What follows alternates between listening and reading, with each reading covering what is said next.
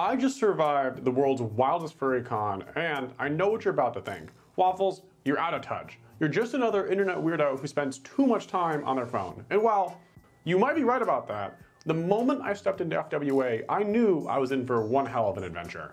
For those who don't know, Furry Weekend Atlanta is a convention held every year in downtown Atlanta that acts as a massive furry party.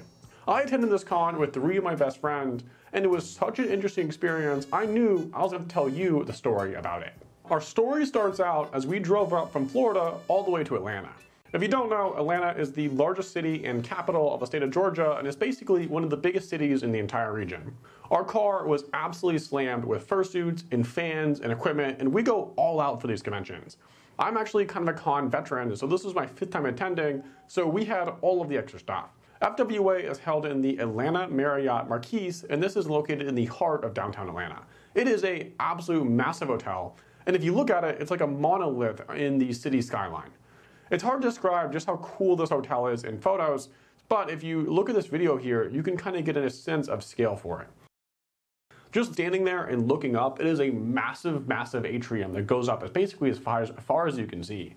I think the hotel is like 50-something floors, and if you go to the top and look down, it is almost like a nerve-wracking experience, like peering over this like mega cliff looking all the way down at the bottom.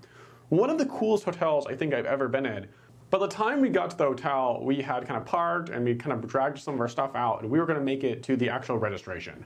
Now, if you've ever gone to a hotel before, normally this is one of the easiest parts. You walk up to like the big long desk of counters and you say, hey, I'm here to check in for this date, and they just kind of give you your room keys and you're good to go. FWA is a massive convention, so when we walked up, we were like, oh, the line isn't too bad, until we looked over and realized that we were looking at the very end of the line. The line actually stretched way, way, way to the other end of the hotel and kind of snaked around this entire corner. The whole line process took over an hour, and the entire time we're just like sitting there and taking it all in.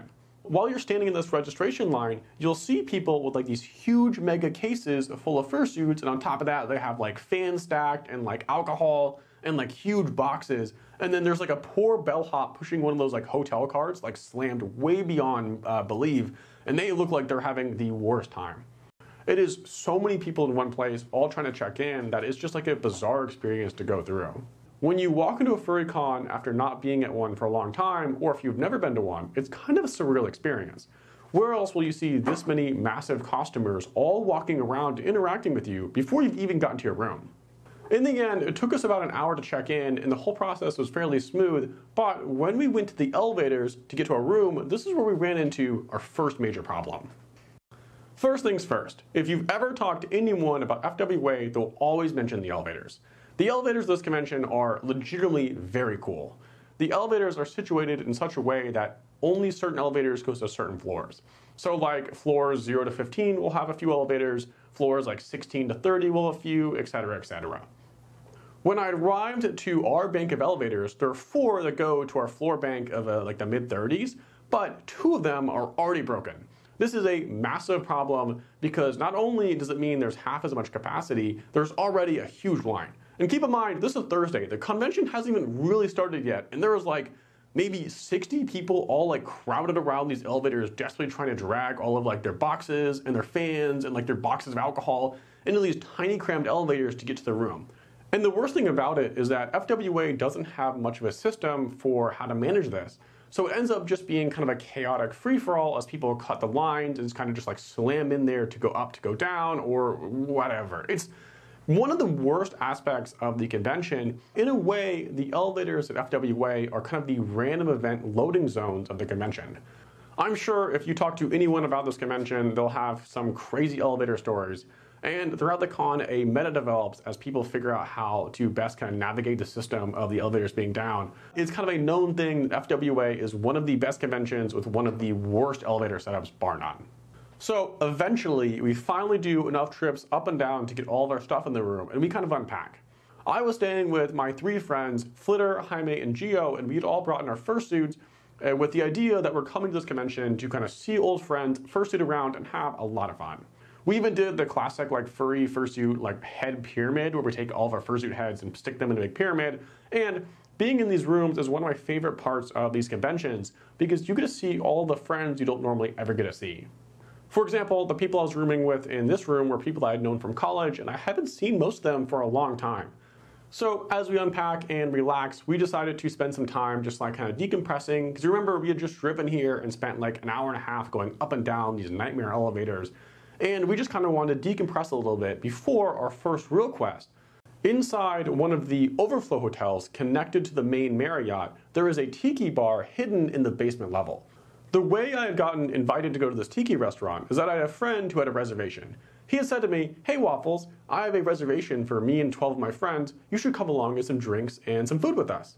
And I said, wow, 12 people, that's a lot of people, but who can resist a tiki restaurant? I certainly couldn't. So we met them in the lobby of the tiki restaurant and all went in together, and let me tell you, it was a legit setup. This tiki restaurant has like the big tropical drinks and like tons of theming, and just like walking around, it's like the kind of a cool atmosphere, like fire going as they like grill meat over the skewers and stuff. It's pretty darn fun. This whole setup ended up being kind of like a purgatory, as it's not bad that you have like a drink and food in front of you, but you do kind of want to leave and everything is like slow as molasses as like time drifts by you as you sit here and watch like huge clumps of people show up and like fill all of these tables. This is a massive restaurant and every single table has like 10 plus people at it, and it is a filled, slammed restaurant. In the end, the poor waitress was working so hard trying to manage all these different groups of people that she basically said, "Hey, I'll be honest with you guys, I've completely lost track of everything. Here's everything to know about as far as you've ordered," and she slammed like 10 different checks on the table. And she was like, "Look, pay for everything here and you guys are good and you can get out of there." Now, these checks were all, if we're being totally honest, completely wrong, but it was close enough to what we had ordered that we're just like, hell, we'll go with it. I ended up actually getting my drink for free, so even though this experience was kind of a nightmare, we all tipped really well as we felt bad that there were so many people here. And then we ended up just kind of like slowly making our way back to our room. Eventually though, we did make it out of there and we decided to go back to our room where we could chill and relax and just decided to settle for the rest of the night. Because the next day was Friday, and this is the first real day of the convention. Things started out easy as we decided to get breakfast with all my friends, and we went to this place called Atlanta Breakfast Club, and it's legitimately good. It was sort of like the tiki restaurant where there were tons of huge tables of like furries and like people going to this restaurant all together. But instead of being like kind of a chaos setup, the people working there were like hardened veterans of massive groups, and they got us in and out quick. It's always interesting seeing these groups of people mingle at this restaurant because this breakfast place is about a mile from the main convention. So you have like this almost weird blend of like huge clump of furries wearing like tails and like fursuits and like just kind of generally being weird. And then you have like actual people from Atlanta who are like dressed up to be successful at their job or whatever, and their families all intermingling at this like normal looking restaurant. Eventually though, we get our food and we get out of there and we make it back to the convention because we need to do the first thing that you always need to do at a convention, and that's get registered. If you've never been to a con before, usually the first thing you have to do is get your registration badge for the con.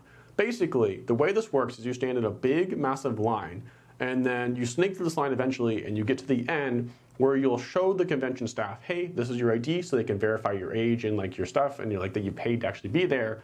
And they'll hand you, in this case, like a little bracelet that will act as the key for all the events. So if you want to go to the dance or like the music or like the dealer's den, you'll swipe your little band, it'll glow green, and they'll know that you're allowed to be there.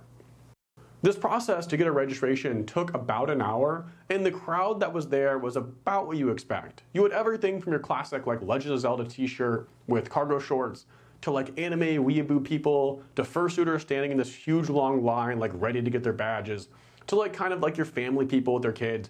It was an interesting crowd to say the least. Look, I love you furries, the people behind us on this line stunk bad. Like actually smelled horrible. Another thing though, while we're in this registration line, if you're someone who fursuits during the entire registration line, you are much stronger than me. Because it is like an hour and a half of standing there by yourself in costume, sweating your butt off. Those people, stronger than me, and they get respect. Eventually though, we actually make it to the end, get everything registered, and we make it back to our room.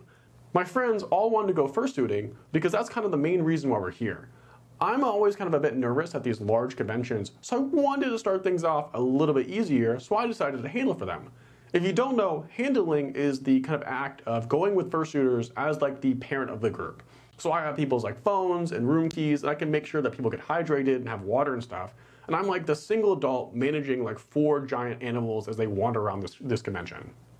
This isn't my video, it's by someone named Arctic Skywolf, and it's labeled POV, you've just arrived at Furry Weekend Atlanta, because I think it captures just the energy of what this con is like as you just arrived.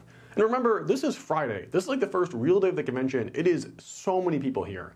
You have furries walking around everywhere. You have people drinking. You have like costume performers, all sorts of different crazy types of outfits and cosplay. And people are having a really good time. The entire time there's this huge crowd of people, I'm desperately trying to manage these different fursuiters. And if you're wondering, how in the world can you lose like a 6-foot tall cat in this huge clump of people, it's surprisingly easy.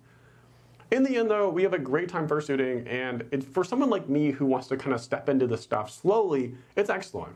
You can still participate in all of the kind of big furry fursuiting fun without directly going from like 0 to 100 by yourself. I always feel nervous going to these big conventions, so being able to start with handling is like a good warm-up activity for kind of the chaos and kind of craziness that will happen throughout this con. Something that was crazy though, while we're fursuiting, we had this crazy event where a random person lit a bathroom trash can of the hotel on fire while we're all standing there. So we were in the lobby of the hotel and there's like the smoke everywhere. We're wondering what in the world is going on. And then like there's like the fire truck people and like the con like security staff and like the actual hotel people all rushing over to this bathroom. Apparently someone lit one of the bathroom trash cans on fire and it just filled the entire hotel full of smoke. It was a bizarre experience. I don't know if they ever figured out who did it, but being in fursuit while this was happening, it was like a crazy surreal experience, like what in the world is going on? It was just one of many wild things that happened at this convention, and it was more like a symbol to kind of start things off as opposed to kind of like a random LA event. A lot of weird things happened during this convention. Eventually though, people all get out of suit and we make it back to our room, and this is where we decide to host our big room party for the convention. We always like hosting a big room party on Friday where we basically contact all of our friends and say, hey, we're in this room, we have free drinks, we have some free food, come on over, we'll have a good time, and we'll all hang out after not seeing each other for such a long time. For me, one of the true con experiences is laying on the bed with my fursuit half peeled off, talking to my friends. These parties are always kind of the hidden social network of the furry fandom, and they're usually a lot of fun to attend. Throughout the night, the party went really well, but like 2 a.m. rolls around and we decide to kick everyone out. Because we knew tomorrow was Saturday, and that was supposed to be the most intense day of the convention. Now that we've hit Saturday in the convention, I want to take a quick side point and talk about the different hotels at this con. Because it's not just the main Marriott. In fact, I think there are 4 hotels total, with 2 of them being connected directly to the main con. They're like those little tubes you see in cities that connect all the big skyscrapers together, like the little hamster tube kind of things. And both of these side hotels are also completely slammed with furries. People were like, oh, I'll use the side hotel and like hopefully the elevator lines will be even shorter. But this year, total mistake. We'd walk into the side hotel through like the little like hamster tube like tunnel things, and man, the elevators would be in the middle and there'd be like a massive line that wrapped entirely around the lobby just to get up to the rooms. It was a disaster to say the least. Also, unlike the main hotel, which is only furries, both of the side hotels have a separate convention going on. These conventions are a lot smaller, but still, they're intermingled amongst the furries. The first one is the US Chess Federation Middle School Championship. I'm talking about the best, the brightest, the world's smartest children at chess are somehow also having a convention at the same time the furries are throwing a massive party. I want you to keep in the back of your head that throughout this entire time, there are like giant clumps of very well-behaved, well-dressed children and their bewildered parents walking through this con. And they would have like shirts that's like a pawn like punching a king in the face, like #1 high school middle team chess championship. And they are having like the most interesting time of their life. The Friendship of Baptist Church was another group that held a small little like side room as the convention in one of the overflow hotels. And they mostly stayed to themselves throughout the entire convention. So throughout this entire convention, you have like 90% furries, 5% chess families and their children, and like 5% Baptists here to do like the religious fellowship. Occasionally you would have some people wandering through the main hotel who are obviously not furries and they're just like soaking it all in. Walking through this huge hotel, looking at all of the costumers, because there are like thousands upon thousands of furries here and there are hundreds of costumers walking around at any one moment. It was one of the most interesting groups of people I've ever seen in one spot, and it was kind of cool watching it from like a fly on the wall perspective. Eventually though, we decided to start off the Saturday by getting some lunch. One of the reasons why Furry Weekend Atlanta is so popular is that the main convention is connected through one of those hamster tubes to a mall that has a massive food court. Like a regular mall, you have tons of restaurants and like shops and stuff, but every single one of them is slammed with the most amount of furries you've ever seen. And you'll have like random spillover fursuiters that are just like wandering through the mall. And this is a regular mall. It's not part of the convention. So you'll have like families there shopping for like gifts and stuff. And then like a 7-foot tall like dog wandering through the hallway with like their friends. And the furries get a lot of confused looks, but there ends up being so many furries that they just kind of take over this whole space. Eventually though, we finish our food and we make it back to our hotel because we decided to do some fursuiting. And we didn't want to do just any fursuiting, we decided to pull a little bit of a prank and swap costumes. If you've never heard of it, suit swapping is the act of two furries who both own fursuits swapping costumes. You basically pull a prank on all your friends and it's a lot of fun. One of the reasons why I like suit swapping is because it's kind of a truly unique experience. You'll be standing there in a costume that you don't know very well, and you'll have people walk up to you that clearly know who you are. And it'll be the most bizarre experience as they'll treat you like their longtime friend that they haven't seen in years, because from their perspective it's totally true, but you have clearly no idea who they are, so you have to quickly think on your feet and make up something to go along. Sometimes people will spot it right away and they'll say, oh, you're clearly not the right person, this costume's way too short or way too tall. But at other times, they'll have no idea who the person is and they'll just say, this is my friend Darkfang. I love this fursuit, I'm glad they're having a good time. Meanwhile, the person inside this costume has no idea what's going on and they're just desperately trying to pantomime their way through this interaction. One of my other favorite benefits to suit swapping is that you get to try different costumes on, or if you've never fursuited before, it can be a great way to try someone else's fursuit. Fursuits are really expensive and it can be a huge commitment, so if you do have a friend that owns more than one, you might consider asking just to try one on. Fursuiting around like this is how I got into the costuming side of it, and it's a pretty fun experience that, I said before, is almost entirely unique that you can't get anywhere else. Eventually though, we get done with fursuiting and we decide to head back to the room so we can shower and take a break and relax, because we knew that the next thing that was going on was one of the most hyped events at the entire convention. Every year, FWA has something called the Moonlight Festival. I'm just going to read the blurb on the website to tell you what it is. So it says, the Moonlight Festival is an 18+ after-dark themed, adult-themed celebration of the kinkier side of life. This is a community-driven event bringing together a diverse group of artists, DJs, entertainers, panelists, and vendors from the furry and local community in order to create a magical night of self-expression, education, and positivity. Basically, it's an adult-only masquerade party where they have like vendors, music, and like drinks and stuff ready to go for people.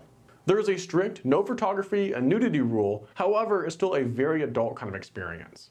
So, to set the setting, I want you to imagine a massive, massive ballroom slammed with people all wearing like crazy adult outfits. You'll be walking around and you'll see everything from like fursuits dressed up in like kinky attire, to the pup-play people, to like the full like body rubber suits. It's all sorts of crazy adult stuff, and almost all the costumes there are handmade and handcrafted. There's never any kind of like one duplicate. Instead, you have like tons and tons of like variations and all sorts of cool different type of costumes that you'll never get to see normally during the convention. Because there were no photography allowed, I just want to set the theme and kind of give you an idea of what it looked like. You have this massive, massive ballroom slammed with people, and inside of it, at one end, you have a big DJ set. And they have like music going there, and occasionally they bring out like drag performers, and they have all sorts of live like entertainment. And then at the other end, you have all of the vendors selling more adult items. And each one of these vendors has a line of like 30 people. Again, there are so many people here. It is like shoulder to shoulder in the same way you'd be at like a big music convention or at like the pit of like a concert. It is that crowded. For a lot of people, I think the Moonlight Festival will be their highlight of the convention. I can definitely see why. I've never been to a more welcoming and sex-positive place, and I think having the clear no photography rule makes it a lot more like welcoming, and people are willing to be themselves. If you've ever been interested in this side of the fandom, I think this would be one of the best places to start, even if it was so incredibly packed the entire time. While the Moonlight Festival is going on, this is when the elevator problem was at its absolute worst. At every single floor, there were like 30 people trying to go up or go down, and it was complete chaos. Any sort of system at any point in the con had completely broken down, so people were just piling on to whatever elevator they saw, whether it was going up or going down. They just wanted to get on an elevator so they could eventually maybe make it to where they're going. The issue got so bad that the hotel themselves eventually just gave up and opened up all of the like service maintenance elevators for the furries. These elevators are located in like the back rooms that we had to like wander through like these concrete tunnels to get to, and they were only really meant to be used by the staff. you have like random fursuiters wearing kink-clad gear walking through the back rooms of this hotel using like these scary, sketchy service elevators never meant for the guests. It was a bizarre like experience that I don't think you would ever get anywhere before, and people were just happy just to get on an elevator. Because even the elevators inside like the service utility tunnels were still totally packed, and there was a line to use any of them. It was complete chaos. Everyone's having like a wild time, and occasionally you get like these bizarro stories where like you're crammed into an elevator with like 10 of your friends, and like 6 people show up, they're like, we can make it happen. And you're like, no you can't, and they all just pile on anyways. It's honestly terrible, but in retrospect, it was a lot of fun. Eventually though, we finally make it back to our room and we just kind of pass out for the night. We had such a wild experience doing the Moonlight Festival and fursuiting and suit swapping that we were exhausted, still knowing that there was one more day to go for this convention. When I woke up on Sunday morning, I knew that there was still one more thing that I wanted to do, and that was go to the dealer's den.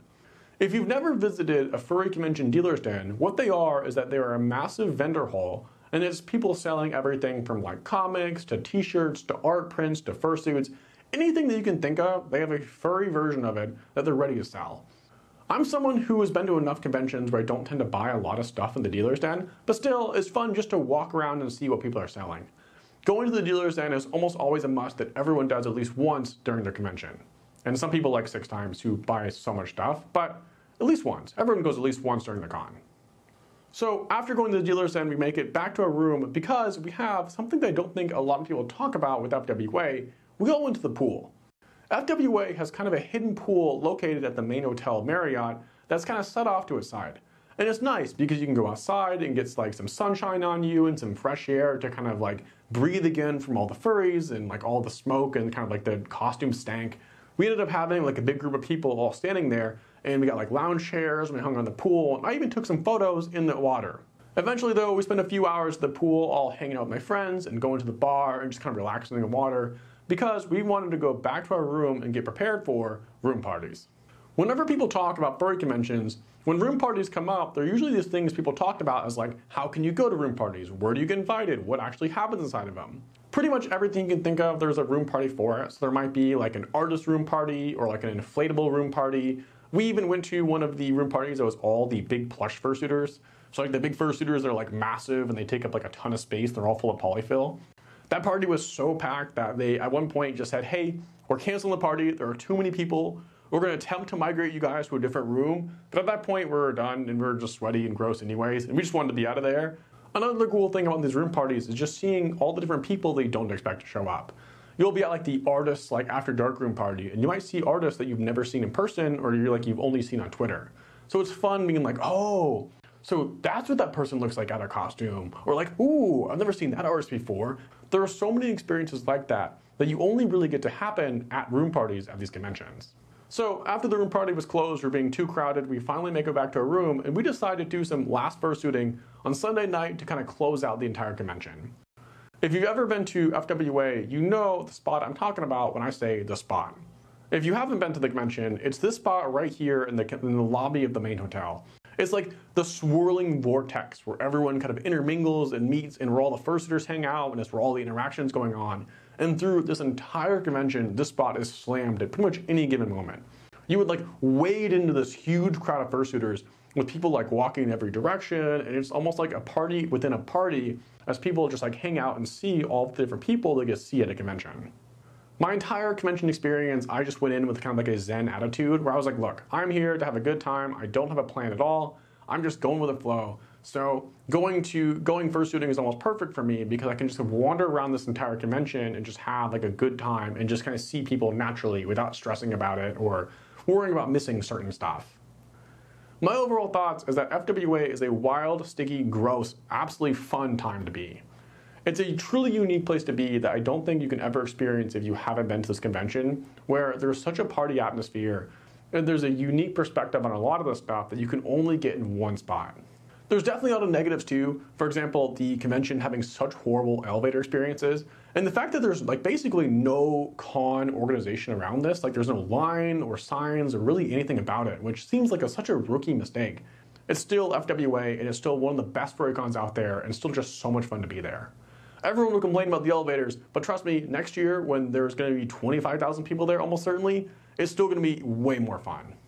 The final numbers ended up being 15,000 furries all crammed into these 3 main hotels, and it's just such a cyclone of internet culture in real life.